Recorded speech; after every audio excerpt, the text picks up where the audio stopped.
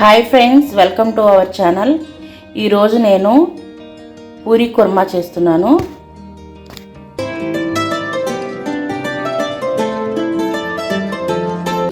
వీటికి కావాల్సిన పదార్థాలు ఇప్పుడు మనం ఒక 2 ఉల్లిపాయలు తీసుకున్నాను. అలాగే ఒక 4 నుంచి 5 పచ్చిమిర్చి, ఎందుకంటే మనం కారం అనేది ఈ పచ్చిమిర్చి నుంచే రావాలన్నమాట. అలా కరివేపాకు కొంచెం, అలాగే చిన్న 3 ఆలుగడ్డలు చిన్న సైజు, అలాగే ఒక 2 స్పూన్లు శనగపిండి, తాలింపు దినుసులు, ఆయిల్ మనకి తగినంత ఆయిల్ వేసుకోవాలి. అలాగే పసుపు ఒక 1/2 టేబుల్ స్పూను, రుచికి సరిపడా సాల్ట్.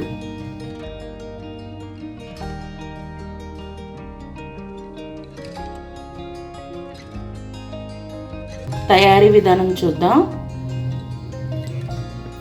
ఇప్పుడు మనం ఒక ప్యాన్ పెట్టుకుని స్టవ్ వెలిగించుకుందాం. ఇది వాటర్ అంతా ఇంకిపోవాలి. ఇప్పుడు మనం ఆయిల్ వేసుకుందాం.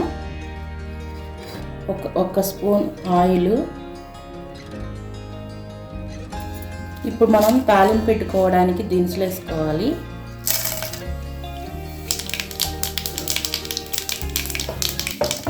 ఇప్పుడు ఇందులో మనం ఉల్లిపాయలు, అలాగే పచ్చిమిర్చి, అలాగే కరివేపాకు ఇవన్నీ వేసేసుకుని కలుపుకోవాలి. మంచిగా మగ్గాలన్నమాట. మూత పెట్టుకుందాం. మనం మూత తీసి చూసుకుందాం. చూసారుగా, మధ్య మధ్యలో కలుపుకుంటూ ఉండాలి. ఊరికే వేగిపోయినాయి. ఇప్పుడు మనం ఆలు వేసుకుందాం.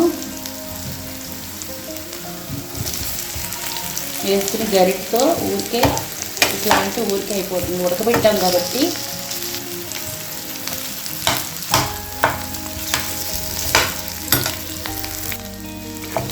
ఇప్పుడు ఇలా ముక్కలు ఇలా కట్ చేసుకుని ఇప్పుడు ఇందులో మనం సాల్ట్ వేసుకుందాం. 1 స్పూన్ సాల్ట్, అలాగే 1/2 టేబుల్ స్పూన్ పసుపు.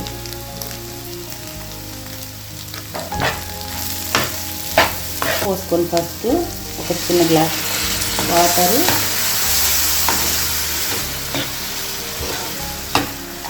ఒక 2 నిమిషాలు ఉడికిన తర్వాత అప్పుడు మనం శనగపిండిని మనం వాటర్గా చేసుకుని కొంచెం వాటర్ పోసి అందులో పిండిలాగా కలుపుకుంటే మనం ఉండలు లేకుండా ఇట్లాగా పిండిలా వాటర్ లాగా కలుపుకోవాలి శనగపిండిని.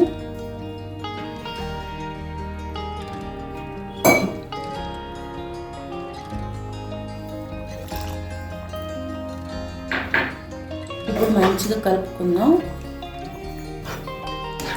మనకి గ్రేవీ ఎంత కావాలంటే అంత చేసుకుంటాం అన్నమాట. కొంచెం చిక్కబడితే సరిపోతుంది.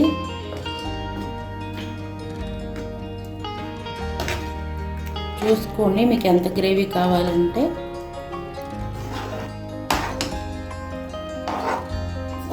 ఇప్పుడే శనగపిండి వేసాం కాబట్టి కొద్దిగా వాటర్ పడతాయి.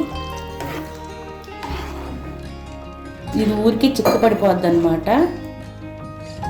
ఇప్పుడు మనం 1-2 నిమిషాలు మూత పెట్టుకుంటే పూరీ కుర్మా రెడీ అవుతుంది అన్నమాట. చూసారు కదా, ఇలా లిక్విడ్ ఇట్లా అయ్యే వరకు మనం ఉంచుకోవాలన్నమాట. మనకి ఇలా చిక్కపడతా ఉంటుంది అన్నమాట. ఈ విధంగా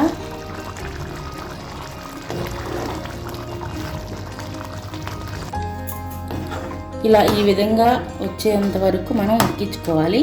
ఇప్పుడు మనం స్టవ్ ఆఫ్ చేసేసుకుందాం.